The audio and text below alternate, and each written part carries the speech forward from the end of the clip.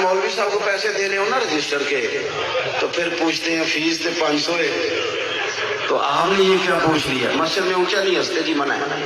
یہ آپ دیکھیں آپ کیا کہہ رہے ہیں بھلا، اور کس مقام پہ کہہ رہے ہیں۔ اس شخص کو کہہ رہے ہیں کہ آپ کو 5 نمازیں پڑھاتا ہے، آپ کو جمعہ پڑھاتا ہے، آپ کے بچوں کو قرآن شریف پڑھاتا ہے، اور آپ اس کے ساتھ، یعنی یہ میں نے ہنسنے کے لیے بات نہیں سنائی، ایک روتا ہوا مقام ہے کہ وہ جو باوقار آدمی ہے اس کو آپ نے تول دیا 200-400 روپے میں۔ آپ نے شادی اور بیاہ کے اندر جہاں کسی نے کسی کو نہیں پوچھا تھا، وہاں آپ نے ایک عالم کو 2-3 ہزار میں تول دیا۔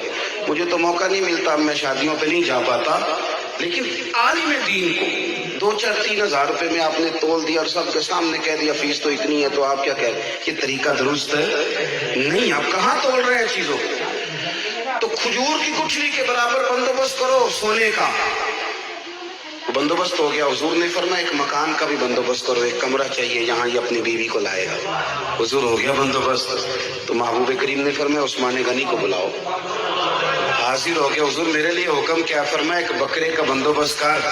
یا رسول اللہ کیا کرنا ہے؟ فرمایا میرے ربیہ بن کعب نے ولیمہ کرنا ہے، ان کے لیے بندوبست۔ شادی ہو گئی، نکاح ہو گیا۔ آپ اس کو آسان کریں گے، آسان، چند روپوں میں لوگوں نے نکاح کیے اس زمانے میں، چند دیناروں میں۔ ہم نے اتنا مشکل کر دیا ہے بیاہ، اتنا مشکل کر دیا، اتنا، وہ پیسہ لاکھوں روپیہ جو جس کی کوئی وجہ ہی نہیں تھی۔ میں چونکہ میرے ذمہ لگایا آپ نے مضمون بیان کرنا تو میں نے کرنا ہے۔ شادی میں اتنے زیادہ کپڑے خرید لیے جاتے ہیں، ان کا کچھ دنوں کے بعد تو موسم ختم ہوتا ہے، پھر 1 سال کے بعد ڈیزائن ختم ہوتا ہے، پھر وہ سارا پیسہ ضائع ہوتا ہے۔ کہاں لگا رہے ہیں آپ پیسہ؟ کچھ لوگ انتظار کر رہے ہیں کہ چلو ان کے پاس چند سکے ہوں تو بیٹی کا بیاہ ہو جائے، اور کچھ نے 1-1 لاکھ کا جوڑا خرید کے رکھ لیا ہے۔ گندم امیر شہر کی ہوتی رہی خراب، اور بچی کسی غریب کی فاقوں سے مر گئی۔ تو آپ اعتدال میں رہیں گے، آسان کریں گے، اور نکاح میں جلدی کریں گے۔ نبی پاک صلی اللہ علیہ وسلم نے کہا نوجوان مردوں، اے مسلمان بچوں، اگر تم سے ہو سکے تو نوجوانوں نکاح جلدی کرو، اور اگر طاقت نہیں رکھتے تو روزے رکھو۔ نکاح جو ہوتا ہے نا، نکاح اس سے بندے کا ایمان محفوظ ہو جاتا ہے۔ حضور صلی اللہ علیہ وسلم نے فرمایا یہ نصف ایمان ہے نکاح۔ فرمایا نکاح میرا طریقہ ہے، نکاح میرا، یہ لبرل لوگ ہیں نا، لبرل لوگ آزادی رائے کی بات کرتے ہیں، اب تیزی کے ساتھ یہ چیزوں کو پرموٹ کر رہے ہیں۔ اتنی جلدی کیا ہے شادی کی، تھوڑی موج کر لے، تو کس چکر میں پڑ گیا ہے۔ اور اب تو شادی کی برائیاں بیان ہونے لگی ہیں، ناراض نہ ہونا، کچھ لوگ شغل میں مذاق میں لوگوں کا تو بھی شادی کر لے گا، تو کس چکر میں پڑ گیا، 4 دن گھوم لے۔ یہ وہ سوچ ہے جو سوچوں کو ناپاک کرے گی، یہ وہ سوچ ہے جو خیالات کو پراگندہ کرے گی، یہ وہ سوچ ہے جو آپ کو بخیر دے۔ نکاح ایک بڑا بہترین طریقہ، بہترین۔ میں ایک خاتون کالم نگار کو پڑھ رہا تھا، وہ کہتی ہے کہ میں چونکہ کالج یونیورسٹی کی پڑھی ہوئی ہوں، تو میں کچھ حدیثوں کو سنتی تھی، تو میں تبصرہ تو نہیں کر سکتی تھی کہ مجھے کوئی مولوی مارے نہ، لیکن میرے ذہن میں نے جب یہ سنا کہ نکاح سے ایمان محفوظ ہو جاتا ہے، تو میں کہتی تھی کس طرح۔ پھر میرے محلے میں گلی میں ایک لڑکا تھا، تو اس کا کردار کچھ ٹھیک نہیں تھا، پھر اس کی شادی ہو گئی۔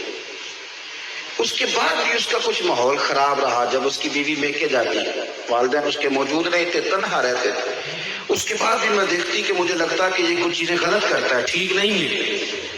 کہتی ہے پھر اس کا 1-2 بچہ ہو گیا، تو اس کی بیوی نے میکے جانا بالکل ختم کر دیا۔ اب اس کا میکے جانا بالکل ختم ہوا ہے، تو اس کے خاوند کا کردار بھی صاف ہو گیا ہے۔ وہ کہتی ہے اس کے پاس کوئی موقع نہیں ہے گناہ کا۔ اب میں نے دیکھا ہے کہ وہ آہستہ آہستہ مسجد کی طرف رجحان بھی کر گیا ہے۔ پھر ایک دن میں نے دیکھا کہ اس کے خوبصورت چہرے پر سیاہ داڑھی بھی نکل آئی ہے۔ تو کہتی ہے اس خاتون کا مستقل اس کے گھر میں بیٹھ جانا میری سمجھ میں آ گیا ہے کہ میرے محبوب نے سچ کہا ہے، جس نے نکاح کر لیا اس نے ایمان محفوظ کر لیا، اس نے ایمان محفوظ کر لیا۔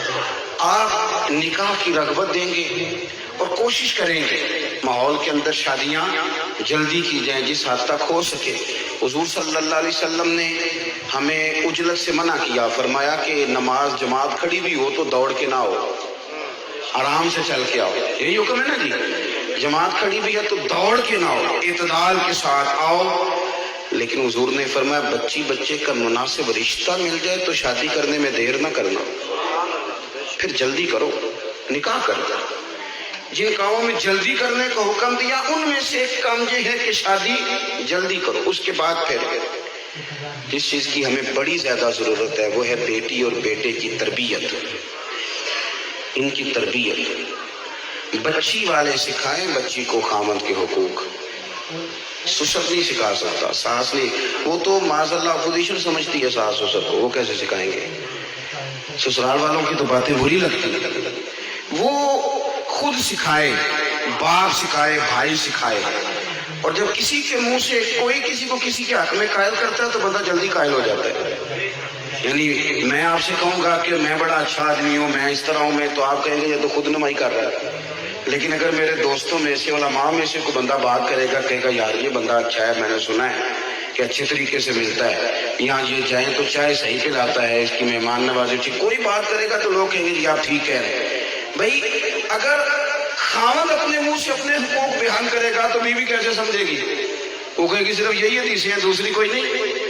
تو اگر اس کا والد، پھر میں کیا کہہ رہا ہوں میری بات پہ توجہ کریں، خدا را توجہ کریں، ابا جی سمجھائیں بیٹی کو، ابا جی سیدہ طیبہ طاہرہ حضرت فاطمہ الزہرا قربان جائیں، یہ خاتون جن گلیوں سے گزری ہیں ان گلیوں پر بھی ہماری اولاد قربان، حضرت سیدہ خاتون جنت سیدہ فاطمہ الزہرا رضی اللہ تعالیٰ عنہ کہتی ہیں کسی وجہ سے مولا علی شیر خدا کے ساتھ میری شکر رنجی ہو گئی، اور مولا علی شیر خدا فرماتے ہیں، یہ محبت کی بات تھی، یہ کوئی لڑائی تھوڑا تھی، کہتے ہیں حضرت علی شیر خدا کی آج بات میری وجہ سے بڑی تھی، ہو جاتی ہے نا کبھی پیار میں بات، میری وجہ سے بات بڑھ گئی، حضور تشریف لائے، سمجھ گئے کہ آج بات علی کی وجہ سے بڑھ گئی، قربان جائیں، یہ کائنات میں دھرتی پہ نظارے کہیں نہیں ملیں گے، اہل بیت نبوت کا یہ خوبصورت آنگن، اس کی چاشنی، آپ ہم شعر پڑھ لیتے ہیں، آپ سن لیتے ہیں، کبھی اس کی گہرائی میں تو اترے نا۔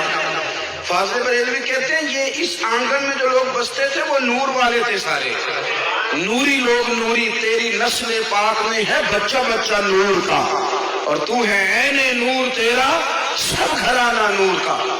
نبی پاک صلی اللہ تعالیٰ علیہ وسلم سمجھ گئے کہ آج بات، لیکن طبقات ابن سعد میں روایت موجود ہے، حضور نے سیدہ فاطمہ الزہرا سے بات کی، اس لیے کہ جتنی جلدی بیٹی باپ کی بات سمجھتی ہے، بھائی کی سمجھتی ہے، وہ جانتی ہے کہ یہ میرا بڑا ہمدرد ہے۔ حضور نے کہا فاطمہ علی تمہارے شوہر ہیں، ضروری نہیں جو تم کہو فوراً مانے، ذرا توجہ کی ضرورت ہے۔ مولا علی کہتے ہیں میں دور کھڑا سن رہا تھا، سمجھا حضور سیدہ کو رہے تھے، آنسو میرے نکل گئے، اور میں دوڑ کے آیا، ہاتھ چوم کے عرض کی محبوب فاطمہ سے کچھ نہ کہے، آپ میری طرف توجہ کرے، نگاہ کرم کرے، میں انشاءاللہ آئندہ خیال کروں گا۔